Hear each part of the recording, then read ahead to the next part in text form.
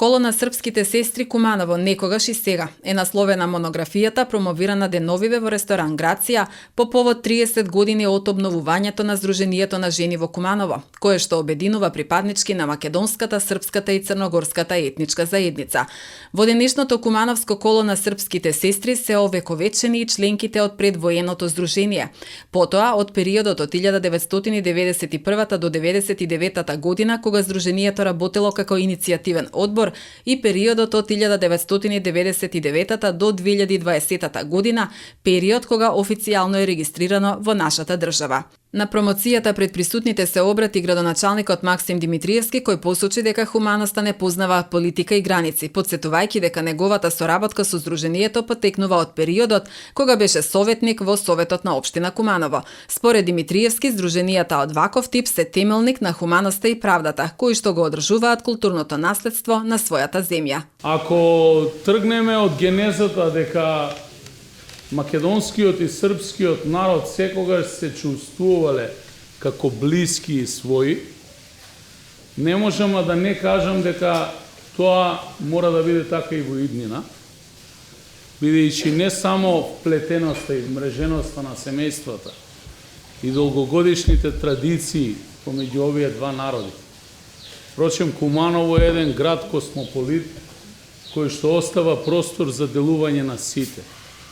Живееме на едно мало парче земја, кое што се вика Балкан, и сите ние заедно треба да се разбираме и почитуваме.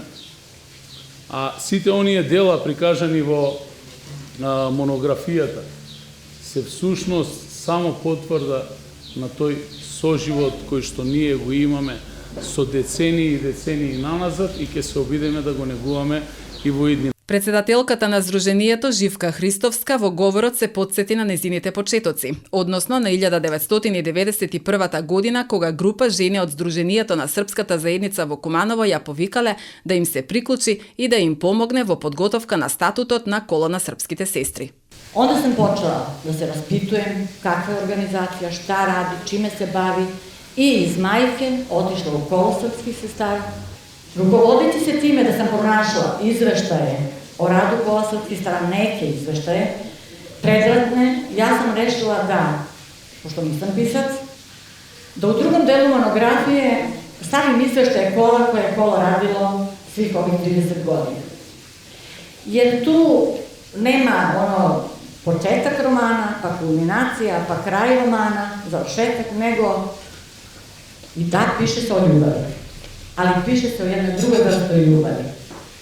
Piše se o ljubavi prema bližnjem, piše se o ljubavi prema čoveku u nevolji, piše se o ljubavi prema sestrinstvu, piše se prema prijateljima, prema jednoj drugoj vrsti ljubavi jednostavno. I to se drži ova monografija i to se drže ti izveštaji na jedan drugačiji način i zato nemojte očekivati da ćete čitati knjigu o ljubavi, nego knjigu o radu. Преку оваа монографија, годишните извештаи, документите, записите, признанијата и фотографиите ќе се запознае пошироката јавност со бројните спроведени проекти наменети за социјално најранливата категорија на граѓани. Moje drage sestre iz Kumanova su pokazale, kao i mi sve ostale širom Srbije, svojim saborovanjem, gde smo se saborovale, gde nas je preko 60 kola zajedno, sa regionom, Crnom Gorom, Republikom Srbijom i dijasporom.